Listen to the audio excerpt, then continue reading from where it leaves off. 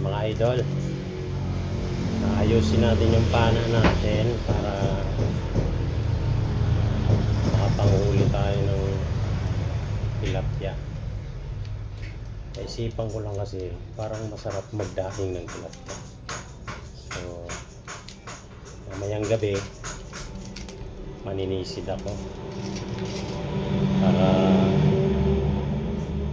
makapanghuli ng pandaing na tilapia. Ayusin ko lang ito kasi gumigiwang yung talim ng pana dahil wala siyang sobrang luwag ng ating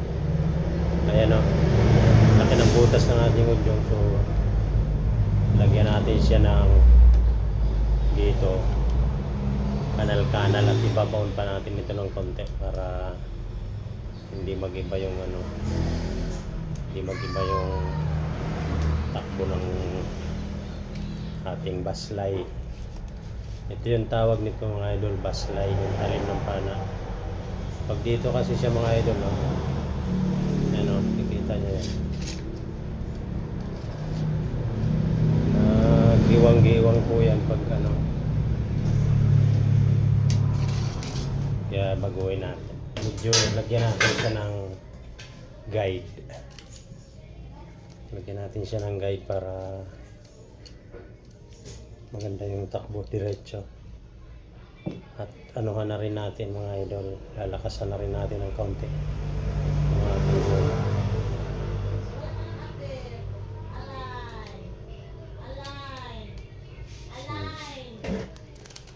Mahilig lang talaga ako mga idol manisid. Kahit na masakit pa ang ating tuhod. Gusto ko lang, naisip ko lang kasi parang masarap magbilad ng tilapia ngayon. Napakatindi ng sikat ng araw. So kaya nakapag-decide ako manisid na lang.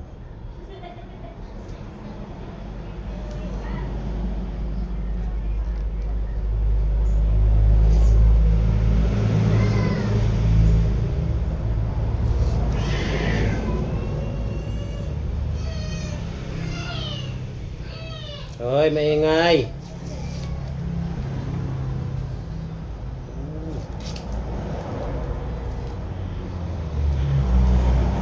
Mabak pala itong aking madito. Anong ginawa ko na rin palang pantali.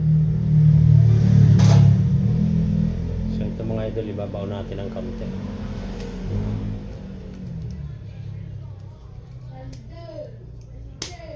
Palitan na rin natin ang goma. Mga marupok na, mahirap na pag sa ilog pa tayo abutin. Magre-repair pa tayo doon. So ito lang mga idol, lulubog lang natin ito ng konti para hindi naman nagiwang kasi siya mga idol. So ayan, alagarian lang natin.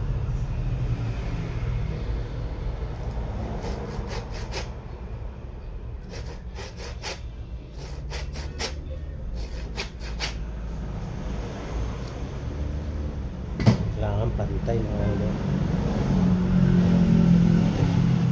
Kasi pagtabingi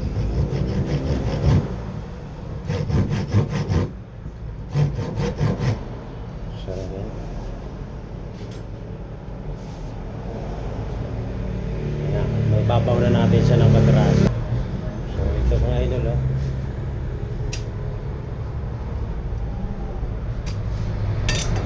tigas.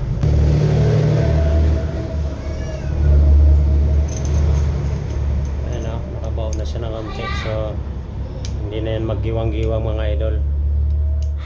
Lalagyan na lang natin ng kaunting guide din lang dito. So ito na mga idol nagawa na natin. So abangan nyo na lang po mamaya ang ating paninisid mamayang gabi. So ito na mga idol, tapos na natin gawin yung ating pana. Ayan so tatlong po yan.